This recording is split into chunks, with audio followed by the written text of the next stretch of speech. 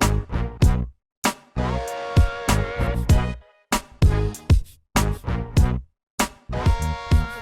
my name's Alana. Hi, my name is Deasia. Hi, my name is Destiny. We're YLAG, and we're working in the community in hopes to make a difference. And today we're here with Fred Cox. Hi, would you like to tell something about yourself and what you do? Absolutely. Well, my name is Fred Cox, as you have already stated, and I am the Executive Director of Racial Justice Now. And before I even jump into that, I want to say thank you so much to YLAG, not only for inviting me tonight to be able to talk to you all just a little bit about what justice education is, but to also say thank you so much for all the work that you all do in the community and have done for years. And so I'm really, really proud to be here today. But in regards to your question as it pertains to like, what do I do? You know, what is Racial Justice Now? Racial Justice Now is what they call an educational justice institution. We are committed to dismantling institutional and systemic anti-Black racism, which is not just limited to education, but we are definitely centered into educational institutions. We're actually going on 9 years. This organization was started by two amazing Black women, one who was a parent of a student in public schools and the other who was a law professor at the University of Dayton. And so I definitely want to give them reverence to Zakiya Jabbar and also to Vernelia Randall, or Professor Vernelia Randall. And here we are 9 years later, and I just took helm as the Executive Director in January, and looking forward to bringing them into or finishing their first decade of service. What is social justice? Social justice, wow. So that's actually a really big question. As you can imagine, social justice has been something that has been, you know, a center of America's discussion for over a century. But social justice is really like the distribution or the means by we see the means in which America sees like human rights, right? So social justice would be like, oh man, everybody should be treated fairly in our legal system, right? So that would be under that umbrella of social justice. So it is kind of like those common ideas or those common goals that we believe would be just for everybody within society. And so as it pertains to Racial Justice Now, we are really kind of the merger between like education and social justice, right? So we want to make sure that we are holding folks accountable to making sure that education is created or even manifested or structured in a way in which all of you all can be successful, so that we can have a stronger future, definitely. Why do you think that kids feel like they have to be a part of the crowd and follow the crowd? Oh, and great question. And to be honest, you all probably would know more about like, you know, the peer pressure of your peers currently. But I'll tell you, like when I was in high school, the tough part about going against the crowd is that like, you know, no one wants to be the person left out. Right? Like everybody kind of wants to be, we were talking about that like equal distribution of goals, right? To create these commonalities. Well, like everybody wants to exist typically in the commonality. And the older you get, the more mature you get, the more you realize the benefit in everybody's individual difference. And like, you know, the one common thing should be like you all are sharing spaces with your peers in education, but you all bring something different to the table. And so I think people really kind of like suffice or like give in to peer pressure just because they, you know, nobody wants to be the person that doesn't feel like they have what's in common with everybody else. The challenge can be if everybody has committed to doing something that may not be in the best interest of, you know, you all in your education and the climate in your schools, then, you know, you kind of need those few folks who will go the opposite way with the hopes that that will then become common. Yeah. What made you get into this? Like, what made you want to be what you are now? Wow, right. What's interesting about like becoming like as you grow older in your adult years, you start to realize like a kind of like a track record or a trend. So, you know, right now I believe you all are like freshmen and sophomores, right? Yes. And so like, you know, 10 years from now, when you all are, 24 and 25, you'll look back and go like, what have I always consistently been interested in? And for some of you all that may be arts, for some of you all that may be athletics or whatever it may be. And once you see that trend, you'll start to go like, oh, well, like maybe this is what I should try to pursue as a career, because no matter where I've been in my life, I've always kind of leaned towards that way. And so when I look back at like kind of like my trends, I've always been vested in social justice. As a child, I was part of the NAACP Youth Council here locally. I had an opportunity to participate in the National Conference for Community and Justice. They had this Camp Anytown, which took you away for 2 weeks throughout the summer and to teach you about like social justice. And then you're supposed to like go back into your high school and be what they call a change agent, which is a person who goes into high school and like helps other peers learn about like sexism and racism and ageism and ableism and things of those such. Right. So I came back at 16 and I felt really confident about all of these topics, and I was talking about these type of things in my high school. Then I went off to college and I got involved in organizations that dealt with similar things. I left college and I got involved in my community to do things around social justice. And, you know, at some point in time, I realized like, oh, like this social justice thing is a trend for me. And it's always been connected to education. So I want to make sure that my life is dedicated to making sure that like Black students, specifically Black and brown, young boys, young girls, and even students who don't identify with the binaries and gender feel like school is a place to go and be liberated versus like I do not want to go there because that place isn't for me. And so rather than just focus on the student, my hope is to focus on the institutions and the climate or the spirit that they create in schools. Is feminism a social justice issue? Oh my gosh, that's a great question. So is feminism a social justice issue? So feminism or feminists probably will respond and say that they do fit under the umbrella of social justice, but they are a very clear lane for themselves. So when I was talking about social justice kind of being that like social contract or those commonalities that we all agree to make sure that everybody has some justice.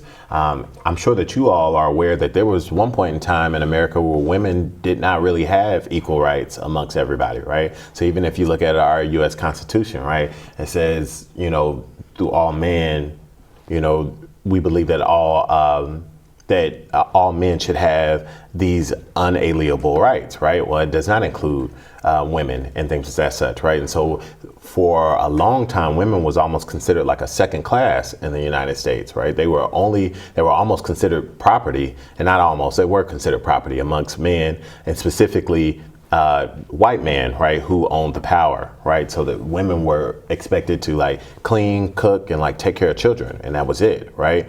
And so in the 1900s or in the late 1800s going into the 1900s became these waves of feminism where women really began to like stand up for themselves and say like, hey, these are the things that we would like to move forward. And the beginning of that movement would be what they call like the suffrage movement.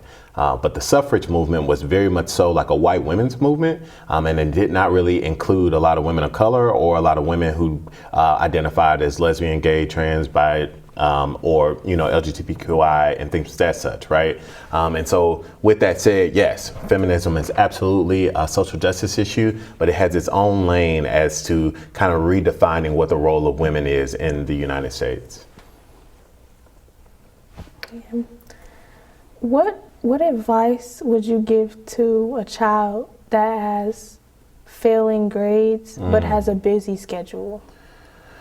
Yeah. So, you know, my first thought would be to look into that busy schedule and see if that schedule is helping that student to be set up for success so that they possibly wouldn't be getting all Fs, right? So I would check out that schedule, and if that schedule was absolutely necessary, then you have to look into like what the student is doing academically in order for them to succeed. And if the student is doing everything possible, then you got to look at the system or the institution, right? So you got to look at the relationship with the teachers, the relationship with the school, and things as such. And that's the reason why Racial Justice Now is such an important organization, because being that intersection or that combination of social justice and education, we are that institution that if for whatever reason, say we end this academic year of 2020, right, and they show that Black girls throughout Greater Dayton all, you know, had an average of like a D average in grades, right? I wouldn't want to meet with every young Black and brown girl throughout Greater Dayton, right? I would want to figure out how the heck amongst all these different schools and things as such, does the institution like create a system where all of them could be performing similarly, right? So that's the reason why racial justice now is so important. And what I would tell to that student is that they absolutely should, rethink their schedule so that they can put academics first. It's really tough. Kind of when I was younger and people would tell me like academics first, like you got to put academics first. It kind of felt like, a broken record. Like I keep saying the same thing. And like, why do I need to make straight A's? Why can't I just kind of do my thing and like focus on the stuff that makes me happy and things as such? But for the rest of your life, you are kind of like building on whatever you garner now, right? And like, you're supposed to take this information from K through 12, learn some more, post-secondary or when you leave high school, and then you possibly will get into a job where you'll learn more, right? And so like the least you learn now, the weaker the foundation you have for the future, right? And so what our hopes are is that you all perform your best so we can truly figure out where the system isn't doing you all the best, or where the system is not set up always for Black and brown students to succeed. But if the student themselves are like not putting in their best effort, then we're like constantly having this conversation of if it's a system or if it's the student's effort, right? And we know that you all are like brilliant, right? Like super smart, because we've seen you all do something out of nothing, right? I think about like the TikTok dance. What's the dance that's like really popular on TikTok? Renegade. Okay, Renegade, right? Okay, so this young girl probably made that like in her living room, right?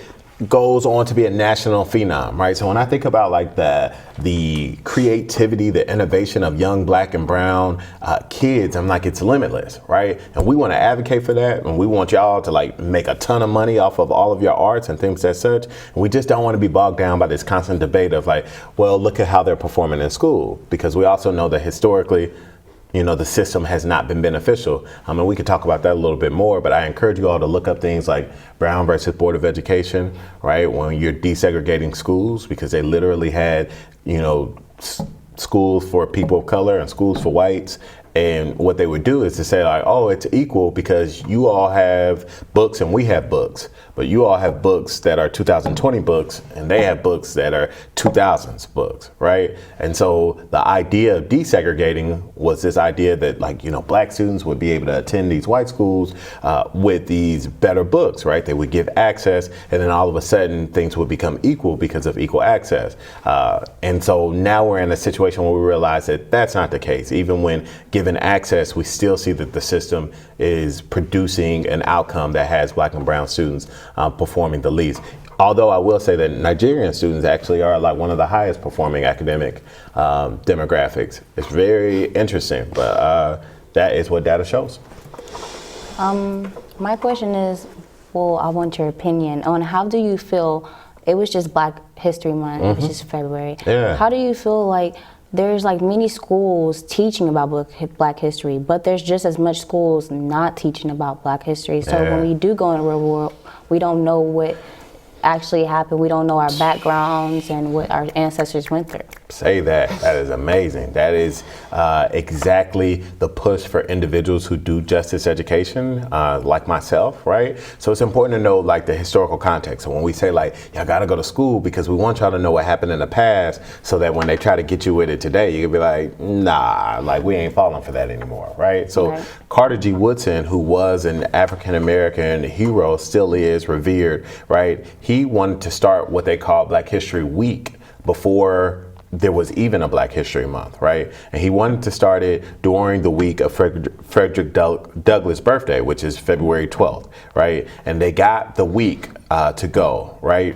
But we realized like a week is not enough, to enforce or to try to encourage people to talk about Black History Month within educational systems, right? And so nationally, they began to push to create a campaign. So when I talk about educational justice and I talk about campaigns like Counselors Not Cops, right? They created a national campaign to get Black History Week expanded to a month, right? And so now we celebrate February every time the year comes as a means or a way or a time to focus and concentrate on how Blacks have contributed. But the challenge is like 28 days ain't enough to talk about all the amount of things that Blacks have contributed. And we're also countering the fact that you all learn history all throughout the year, right? And so sometimes, like when I talk about systems would make all the things that they talk about in Black history part of what you all learn, like not like an elective, not like, oh, okay, well this month we're going to learn about it. It's like, oh, we already learned about Black history, but in February we focus and concentrate and highlight it as Black history, right? Because sometimes the things that you all learn about February and Black history counter the things that they teach you just in regular history, like Columbus Day, right? Like Columbus is not this amazing man who found America, right, that was unsettled, right? But it would take like a focus or Indigenous People Day, or it would take the real stories around Thanksgiving for people to truly teach you like, oh wow, like he came over here, settled in space that was already settled, created a genocide for Native American people, killed them, and then claimed this land as in if like nobody was here, right? And so you don't learn about the truths until we have these kind of like specified days where we kind of dig in to like the way in which people of color has contributed to America. So we want it to become systemic where Columbus is no longer a narrative, right? Because that's not, we shouldn't teach our kids something and then try to get them to unlearn it, right? And then replace it with what is actually the truth, right? So we're trying to change systems. And so something like changing a textbook, man, that's a big fight. That would take a lot of work, but we're willing and committed to try to make it happen. Why is there such a huge difference in inner city schools and suburban? Yeah, so the easiest way to answer that question would be property taxes. So the way in which the nation funds schools, not 100%, but the majority of the funding is based off of property tax. So imagine if I lived on this block, right? And on this block, the average amount of people make $40,000 a year, right? And say you all three lived on this block, and the average income of the people who lived on that block and the families was $100,000 a year, right? And said we both were taxed 10% of our income to go to our local public schools, right? So everybody on this block is going to give $4,000 because they all make $40,000, right? Everybody on your block is going to give $10,000 because y'all all make $100,000. So this school that's connected to this block is going to be lit, right? They're going to have all of the money that has come out of all of these homes, and this school is going to get that $4,000, right? What's crazy is that the Supreme Court has ruled that unconstitutional like 3 times, right? Clearly, that's not okay, right? Like education should not be something that a kid is like, well, I was born to a family in poverty, therefore I'm not deserving of a quality education, right? That's not how this should go, right? Like schools should be quality no matter what. Right. And there's other ways and other funnels that have provided funding into schools. But what makes suburban schools and inner city schools so different is that typically folks that live in the suburbs make or have access to a larger family income. Right. And those who live in inner cities, depending on the city, may have less access. Right. And so that's what happens. Suburbs receive more funds. Because of their property tax are higher and their family incomes are higher, and that the residents inside of inner cities have probably the same property tax as it pertains to percentage, but less income in the home. And so that's what makes up a huge difference. Okay. How, make this come out the best it can. No problem. What advice do you give to teenagers or anyone in general of the African American community? How, in your opinion, how do you think the reaction should be if you catch someone that is Caucasian? Like, they say it's like still in our culture. Like, how should you react when you see someone with like box braids that's not your person? No, that's a great question. So I think what you're talking about is what a term that they would call cultural appropriation. Mm-hmm. Yeah. Right? And so the root of cultural appropriation is that a culture participates in something that is cultural, right? And not common amongst individuals who are not in that culture, right?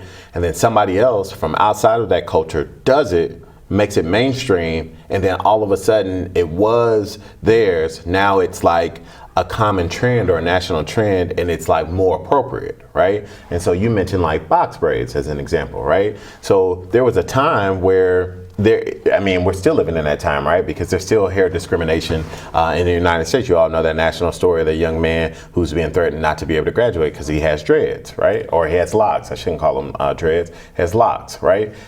So we still have hair discrimination going on for black and brown people. But let's say box braids, right? Like that's super common. Y'all probably have been getting some form of box braids all your lives, right? So imagine if a peer of yours who did not experience that all their lives, all of a sudden started getting box braids, and then people began saying, oh my gosh, we would love to pay you to be the brand ambassador for these box braids, right? So you'd be like, wait a minute, we've been doing this for years, and we don't make money off of what is a very natural and common thing for us, but somebody outside of our culture all of a sudden has appropriated it, and like you want to make it their national brand, right? And so advice that I would give to you all is that you all really got to know your culture in order for you all to be able to call out somebody for appropriating your culture, right? Not only do you have to know it, you got to love it, right? Like you got to actually value being black, or value your culture, right, in order for you to protect it. And you got to figure out ways to protect it, right? So like if a person who is not black has box braids, it's not necessary for you to approach them and ask them why they have box braids. They have the freedom and the liberty to wear their hair however they want to. But when somebody has taken what is common or what is pretty much owned in a certain culture, then it is comfortable and okay for you all to question if it is now becoming okay on the basis of somebody else doing it. Because America has a history of stealing cultures. We just talked about Christopher Columbus, right? And we talked about his impact on the natives. So we can talk about slavery, we can talk about Jim Crow, we can talk about redlining. America has a history of stealing from folks, right? White America has a history of stealing from folks, specifically people of color, and then appropriating their culture in order to make funds. And so you're not wrong to question that, but just think about the way in which you go about it, because you want to do it on a larger scale. If it's something that's largely impacting you versus like kind of managing it on a, oh my gosh, she or he got box braids, like let me go run over there. They have the liberty to wear their hair however they want. But if somebody tells you you can't, and then somebody who's not in your culture does it, and all of a sudden it becomes a rule that you can, it's a conversation ready to have.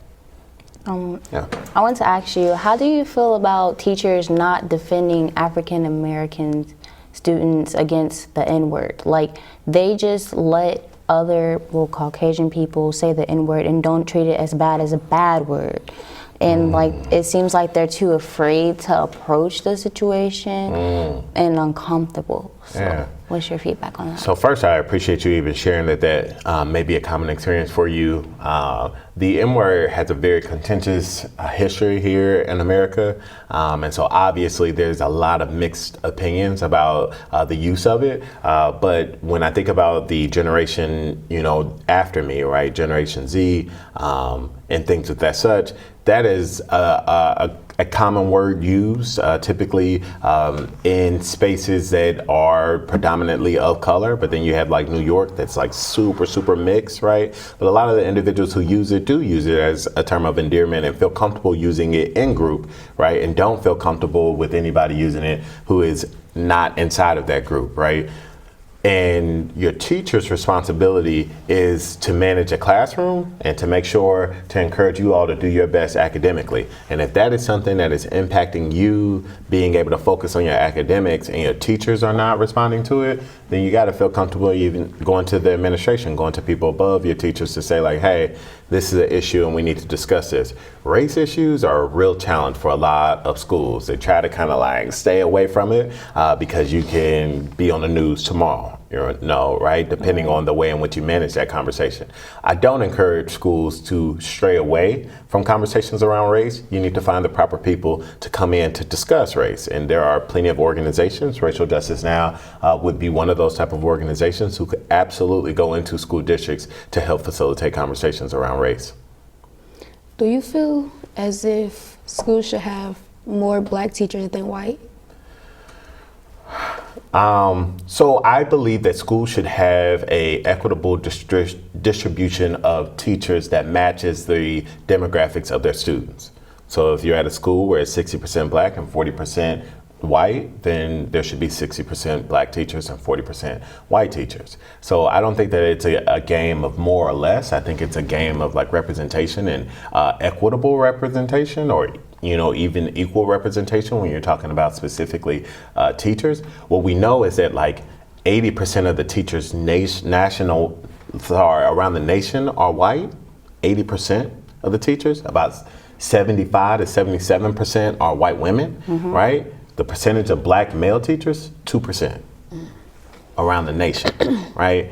And so that largely probably has some sort of correlation with the fact that black males are the lowest performing demographic in the educational institution, right? So when you talk about like systemic fights, that's something that Racial Justice Now would go, we need to be talking on a state level and on a federal level about how clearly there's a correlation between the lack of representation in teachers and the performance of those who have the same identity. And so I don't necessarily think there's a more or less. I think it just needs to be equal, or at least equitable to the students that are at the educational institution. Yeah. Well, thank you for coming to speak with us and educating us on injustice of black people and coming to, okay.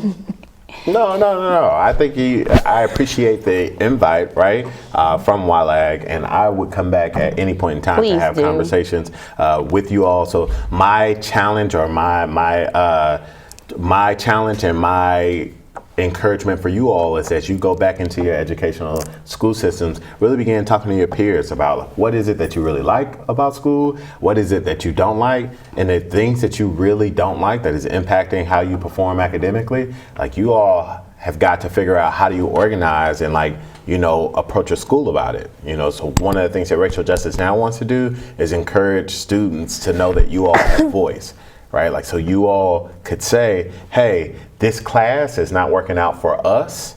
We got to figure out a way to change this class, not all of us. Right? I don't mean that like y'all can be like, well, I'm not doing that homework and I'm not doing that test. But that means if that homework or test is one that all of y'all have tried y'all best in trying to figure out and it's just not working out, then like you all have got to be comfortable enough to say like, hey, I don't think it's us. Like, I think it's this. It doesn't make sense. So before I go, I want to know two things from all of you all. What's one thing that you really like about school, and what's one thing that you would change if you could? One thing I like about my school provides a lot of stuff for us, like young scholars and synchrony, to help everyone, including African Americans, to be successful in the future after school. What's one thing you change? The educational system. Okay. There will be more African American teachers. Awesome. We don't have any. Great. What do you like? I like how everybody is treated equally, Okay. Awesome. not mattering what race. Okay. We good at sports, so like track. Awesome. Anything you change? No. Okay. That works. What do you like? I like how we have a variety of things to help you choose at least one thing that you would want to do, or at Awesome. least one thing you like how there's like not one thing that you could not like. What's one thing you change? Probably the amount of African American teachers, because Okay. Teachers. Well, thank you all so much. I appreciate it, and I look forward to coming back.